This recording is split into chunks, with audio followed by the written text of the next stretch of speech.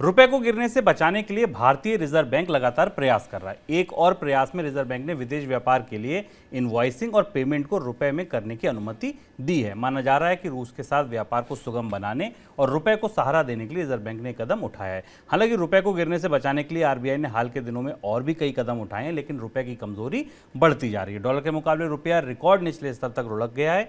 मंगलवार को प्रति डॉलर रुपए ने 79.58 यानी कि $1 की कीमत 79.58 हो गई। ये अब तक का सबसे निचला स्तर है। सर, रुपए में ट्रेड का सेटलमेंट हो सकेगा, इनवॉइसिंग हो सकेगी, इसका मतलब क्या है आसान भाषा में? आसान भाषा में मतलब ये है कि भारत में जो भी विदेशी मुद्रा का लेन देन होता है, शुभम, जो कारोबार होता है वो फॉरेन एक्सचेंज मैनेजमेंट एक्ट के तहत होता है और उस एक्ट के तहत एक्सपोर्टर और इम्पोर्टर्स को कारोबार करने के कुछ नियम तय किए गए हैं। फेमा के तहत सरकार ये नोटिफाई करती है कि आप कोई भी ट्रेड, चाहे वो आयात कर रहे हो निर्यात कर रहे हो, उन्हीं करेंसीज में कर सकते हैं जो फुली कन्वर्टेबल हैं, यानी जो करेंसी पूर्णतः परिवर्तनीय है। डॉलर है, यूरो है, कुछ हद तक येन और युआन है, पाउंड है। इन करेंसीज में निर्यात और आयात हो सकता है।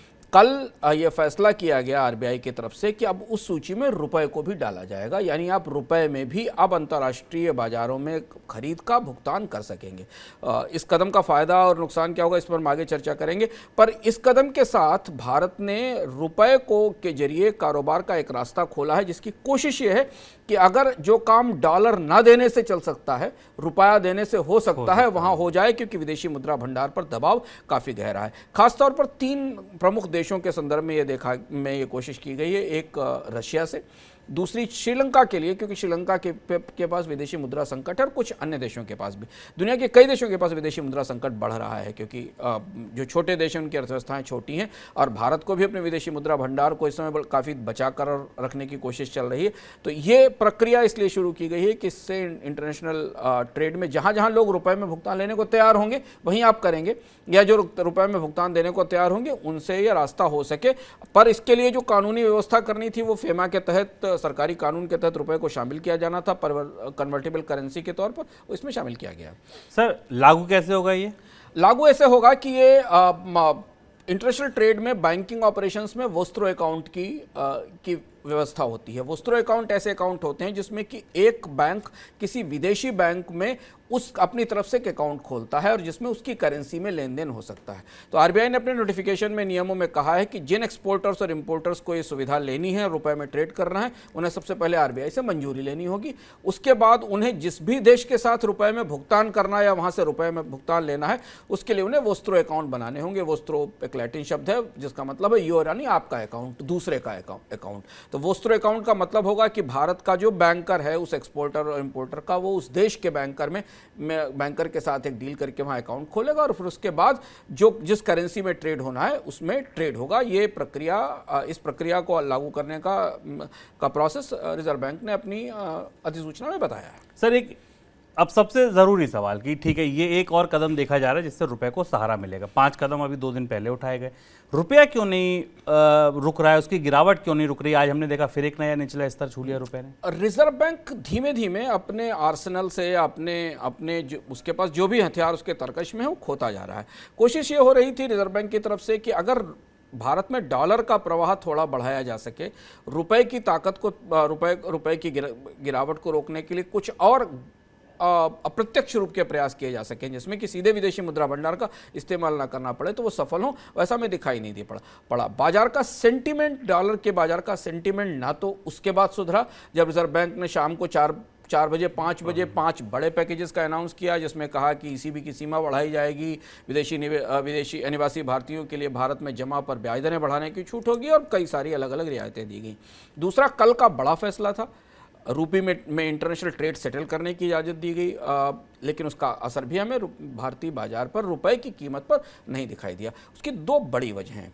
पहली एक बड़ी वजह यह है कि डॉलर इंडेक्स अपनी रिकॉर्ड ऊंचाई पर है और डॉलर की मजबूती लगातार बढ़ती जा रही है। पूरा बाजार दुनिया का यह मान रहा है कि जब तक अमेरिका में महंगाई कम नहीं होगी, ब्याज दरें बढ़ती रहेंगी, डॉलर दुनिया की सबसे ताकतवर और महाबली करेंसी के तौर पर उभरता रहेगा। उसकी रोशनी में, उसके रेशियो में दुनिया की सारी मुद्राएं गिनी है। भारत की गिरावट और ज़्यादा गहरी है। रिजर्व बैंक कुछ भी कर ले पर वो डॉलर की इस ताकत को, मजबूती को नहीं रोक सकता अपने प्रत्यक्ष प्रयासों से, पहली चीज़। दूसरी चीज़ है कि भारत का विदेशी मुद्रा भंडार सीमित है और कई मायनों में विदेशी मुद्रा भंडार का जो संतुलन है उसमें से अगर आप शॉर्ट टर्म क्रेडिट को या शॉर्ट टर्म भुगतानों को निकाल दें, जिसमें कि कंपनियों की तरफ से लिए गए शॉर्ट टर्म लोन है और भारत में जो विदेशी निवेशकों का निवेश है उनको निकाल दें, तो 60 से 62 बिलियन डॉलर महीने के आयात के आधार पर वो 6-7 महीने के का विदेशी मुद्रा भंडार लगता है आयात के हिसाब से। अगर आप ओवरऑल देखें और आयात के हिसाब से देखें तो आपको 11 महीने का दिखाई देगा। पर हमेशा विदेशी मुद्रा भंडार की गणना शॉर्ट टर्म क्रेडिट के भुगतान को हाइपोथेटिकली निकाल कर होती कि उतना पैसा तो आपको अलग रखना पड़ेगा। तो इसलिए रिजर्व बैंक अब बाजार में सीधा दखल नहीं दे रहा और शुभम इसलिए रुपया लगातार गिर रहा है। क्योंकि अभी तक हमने जून के शुरुआती महीनों में हमने ये देखा था, जून के शुरुआती हफ्तों में हमने देखा था और इससे पहले इस साल के शुरुआती महीनों में देखा था कि रुपए में 10 से 12 पैसे की गिरावट जब उससे ज़्यादा आती थी तो रिजर्व बैंक दखल करता था, डॉलर छोड़ता था, बाजार में डॉलर की डिमांड कम करने की कोशिश को संतुलित करने की कोशिश करता था। पर अब 5 बिलियन डॉलर के आसपास की निकासी तो बाजार से लगातार हो रही है और विदेशी मुद्रा भंडार भी गिर रहा है। तो रिजर्व बैंक की कोशिश है परोक्ष रूप से रुपए को थामने की, कि जितने भी दूर दराज के उपाय किए जा सकें जिससे कि चीज़ें ठीक हो सकें हों। नहीं तो रिजर्व बैंक सीधे तौर पर रुपए की गिरावट को नहीं रोक सकता, क्योंकि बहुत सारे ऐसे फैक्टर्स हैं जो शायद उसके नियंत्रण में नहीं है। इसलिए रुपए में गिरावट लगातार बनी रहेगी और दबाव बने रहने की संभावना आगे भी दिखाई देती है। सर, एक बात आपने इकोनॉमिक कम में भी बताई थी कि रुपया अभी उसको कमजोर लग ही नहीं रहा है आरबीआई को। हाँ। एक ये भी कोशिश होगी शायद नहीं रोकना है। हाँ, मतलब वो इकोनॉमिकम का एपिसोड जो दर्शक हैं वो जाकर देख सकते हैं, उनको समझ में आएगा कि दरअसल रुपए को लेकर सरकार और रिजर्व बैंक का असमंजस क्या है, उनकी दुविधा क्या है। अगर आप रिजर्व बैंक को सरकार से पूछेंगे तो वो आपको बताएंगे कि जिन पैमानों का वो इस्तेमाल करते हैं उन पैमानों पर रुपया अभी भी मजबूत है, गिरा नहीं है। लेकिन आपके लिए, हमारे लिए, इंपोर्टर्स के लिए, कच्चा तेल आयात करने वाले के लिए, कोयला आयात करने वालों के लिए, गोल्ड इंपोर्ट करने वालों के लिए रुपया कमजोर, काफ़ी कमजोर है और इसलिए भारत के इंपोर्ट भी महंगे हो रहे हैं और हमारे यहाँ महंगाई का इंपोर्ट भी हो रहा है उसके साथ।